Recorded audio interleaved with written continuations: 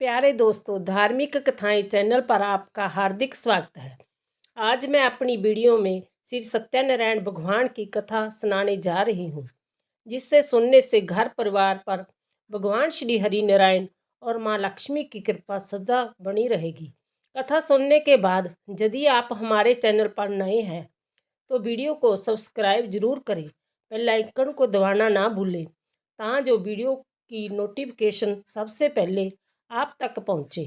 Video को like और share करें। कथा के अनुसार समय नैमिषारण्य तीर्थ में शौनकादि 88,000 ऋषियों ने श्री सूत जी से पूछा, हे प्रभु, इस कलयुग में वेद विद्या रहित मनुष्यों को प्रभु भक्ति किस प्रकार मिलेगी तथा उनका आधार कैसे होगा। हे मुनि श्रेष्ठ, कोई ऐसा तप कहिए जिसमें थोड़े समय में ही पुण्य प्राप्त होवे तथा मानवाश्रित फल मिले। वह कथा सुनने की हमारी इच्छा है।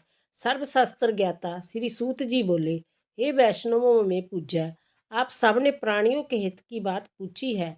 अब मैं उस श्रेष्ठ व्रत को आप लोगों से कहूँगा जिस व्रत को नारद जी ने लक्ष्मी नारायण जी से पूछा था और श्री लक्ष्मीपति ने मुनि श्रेष्ठ नारद जी से कहा था। सो ध्यान से सुनिए। प्रथम अध्याय।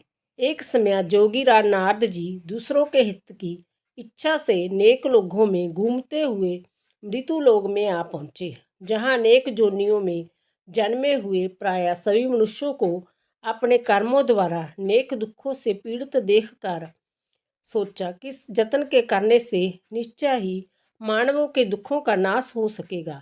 ऐसा मन में सोचकर विष्णु लोक को गए। वहाँ श्वेत वर्ण और 4 भुजाओं वाले देवों के ईश नारायण का, जिसके हाथों में शंख चक्र गदा और पद्म थे तथा वरमाला पहने हुए थे, देखकर स्तुति करने लगे।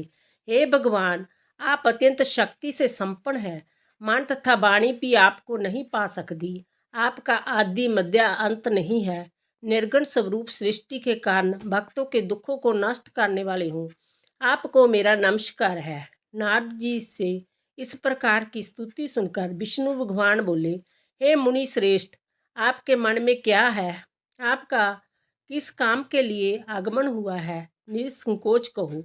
तब नारद मुनि बोले, मृत्युलोक में सब मनुष्य जो नेक जोनियों में पैदा हुए हैं, अपने अपने कर्मों के द्वारा नेक प्रकार के दुखों से दुखी हो रहे हैं।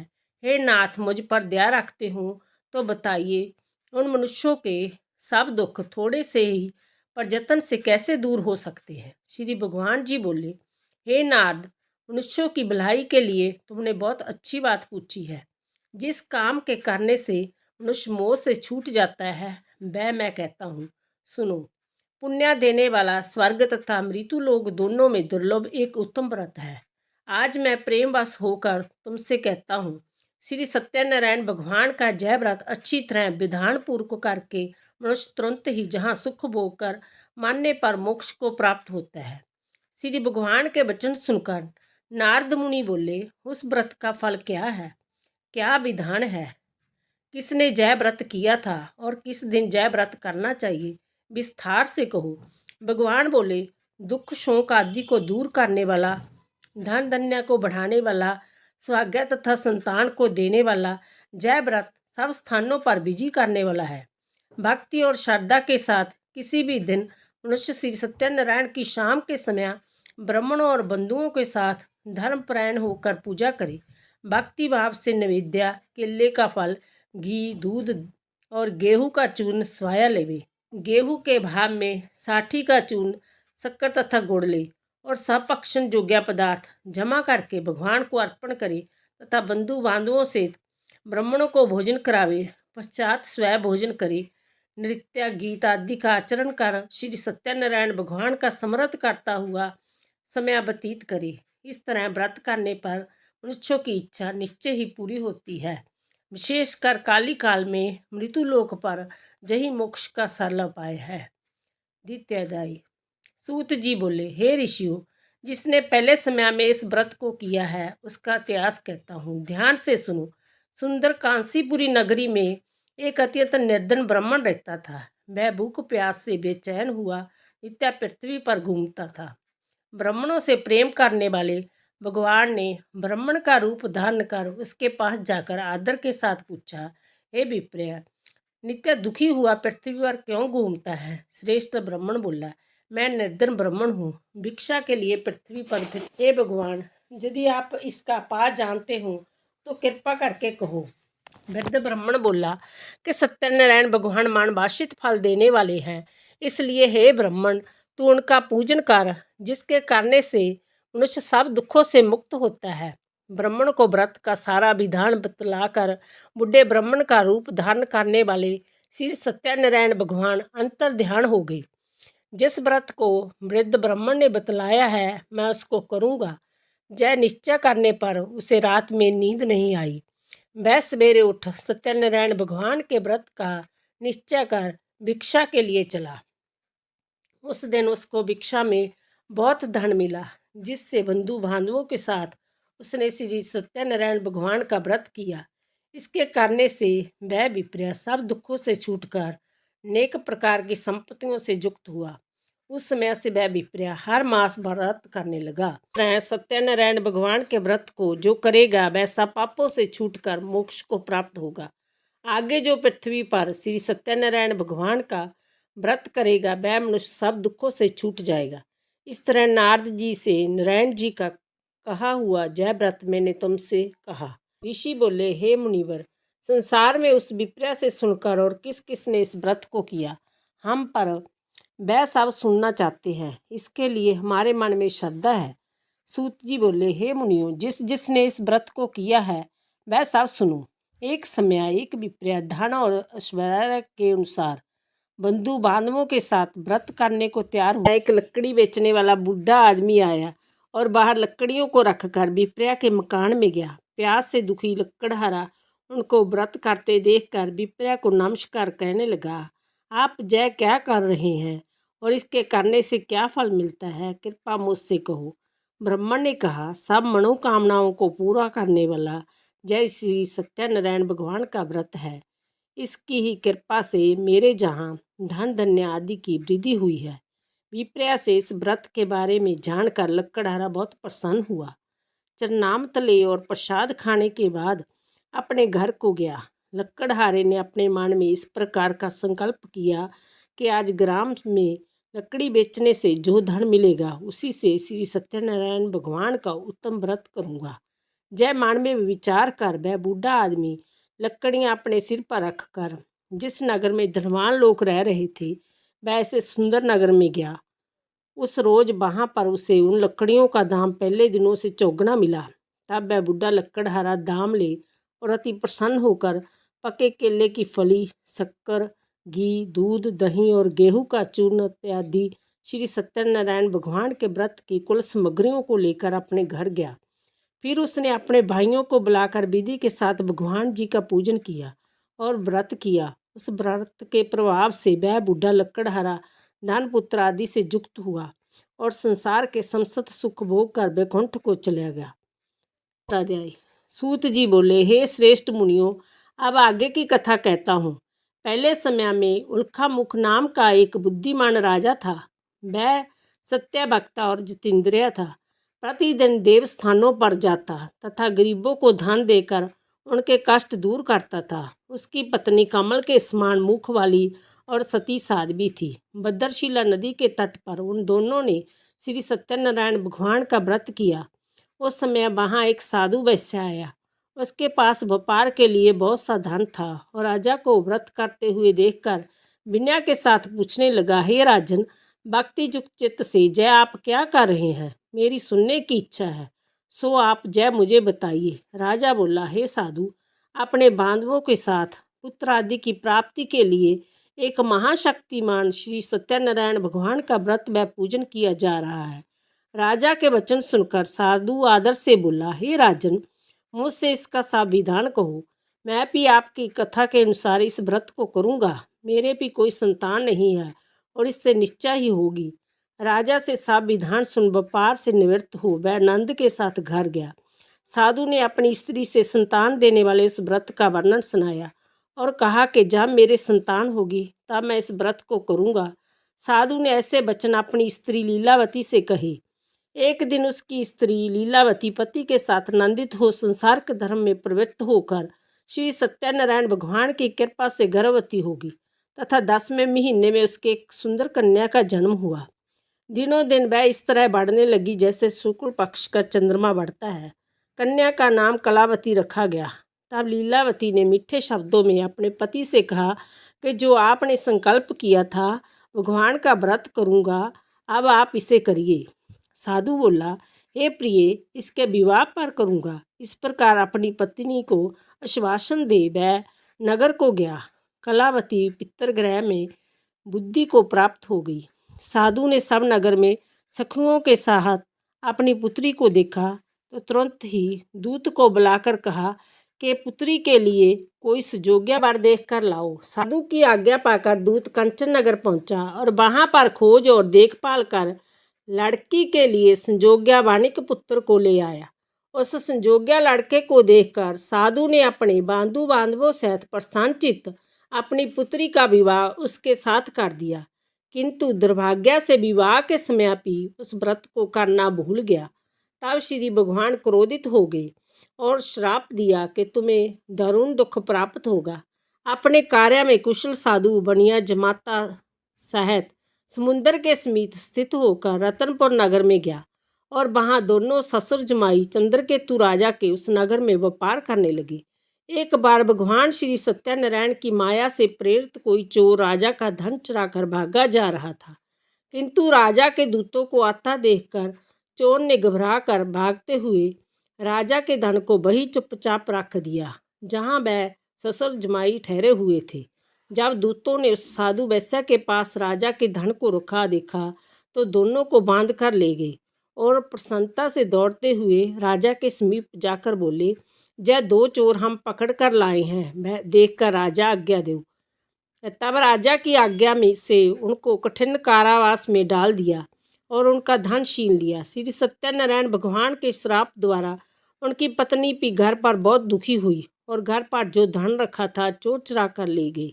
शरीर व मानसिक पीड़ा तथा भूख प्यास से अति दुखी हो अन्न की चिंता से कलावती एक ब्राह्मण के घर गई। वहां उसने श्री सत्यनारायण भगवान का व्रत होते देखा। फिर कथा सुनी तथा प्रसाद ग्रहण कर रात को घर आई। माता ने कलावती से कहा, हे पुत्री, आज तक कहाँ रही? वह तेरे मन में क्या है? कलावती बोली, हे माता, मैंने एक ब्राह्मण के घर श्री सत्यनारायण भगवान का व्रत देखा है। कन्या के वचन सुनकर लीलावती भगवान के पूजन की तैयारी करने लगी। लीलावती ने परिवार और बंधुओं सहित श्री सत्यनारायण भगवान का पूजन किया और वर मांगा, मेरे पति और दामाद शीघ्र आ जावे। साथ ही प्रार्थना करी कि हम सबका अपराध क्षमा करो। श्री सत्यनारायण भगवान इस व्रत से संतुष्ट हो गए और आज चंद्रकेतु को सपन में दर्शन देकर कहा, हे राजन, दोनों वैश्या को प्रांत्या ही छोड़ दो और उनका सब धन जो तुमने ग्रहण किया है दे दो, नहीं तो तेरा धन राज्य पुत्र आदि नष्ट कर दूंगा। राजा से ऐसा वचन कहकर भगवान अंतर ध्यान हो गए। प्रांत्यकाल राजा चंद्रकेतु ने सभा में अपना सपना सुनाया।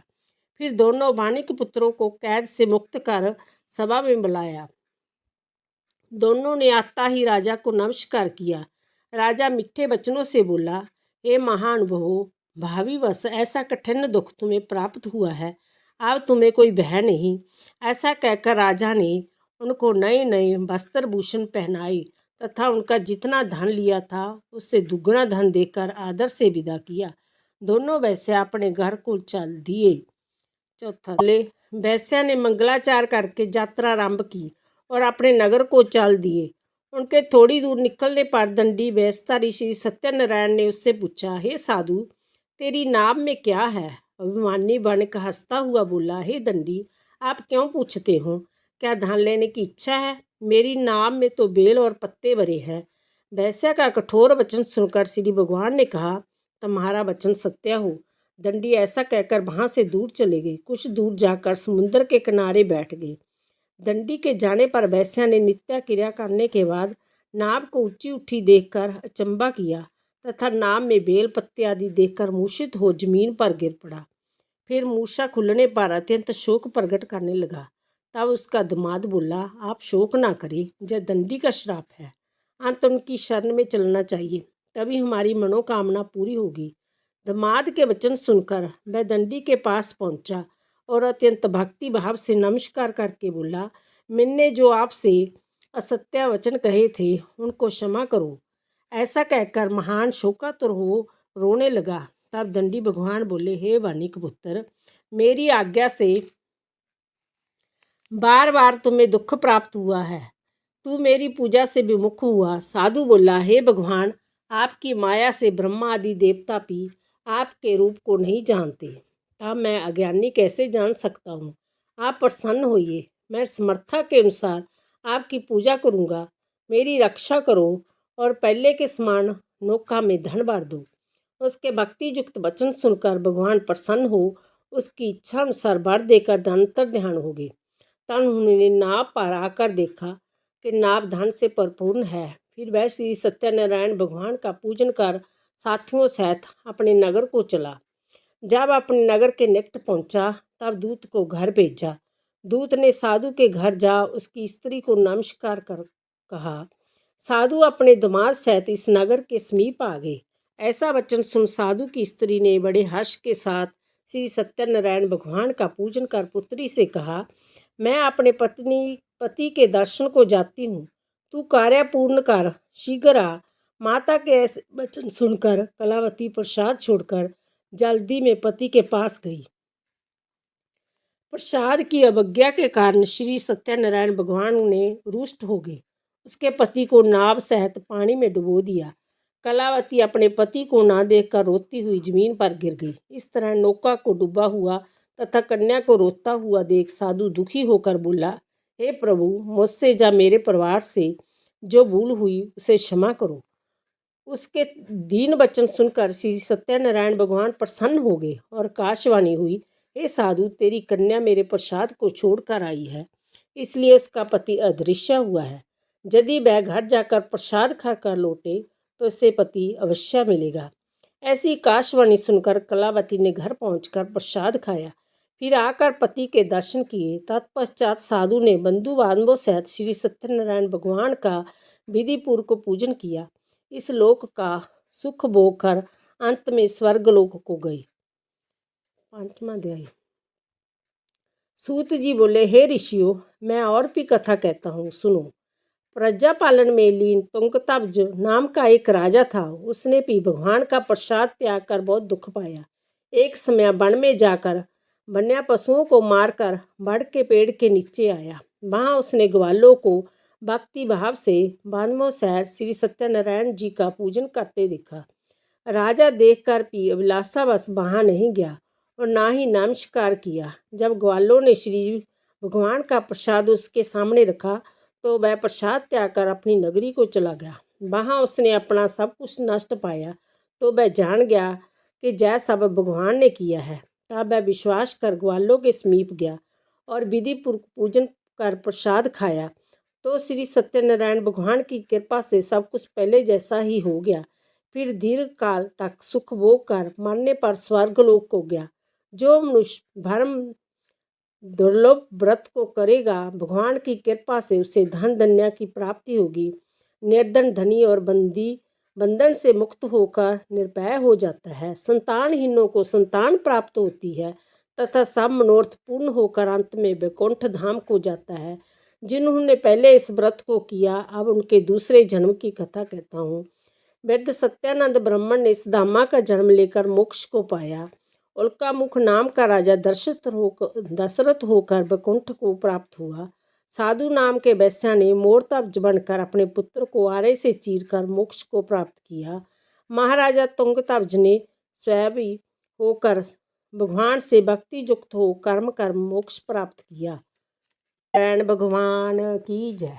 बोलो लक्ष्मी माता की जय। बोलो विष्णु भगवान की जय।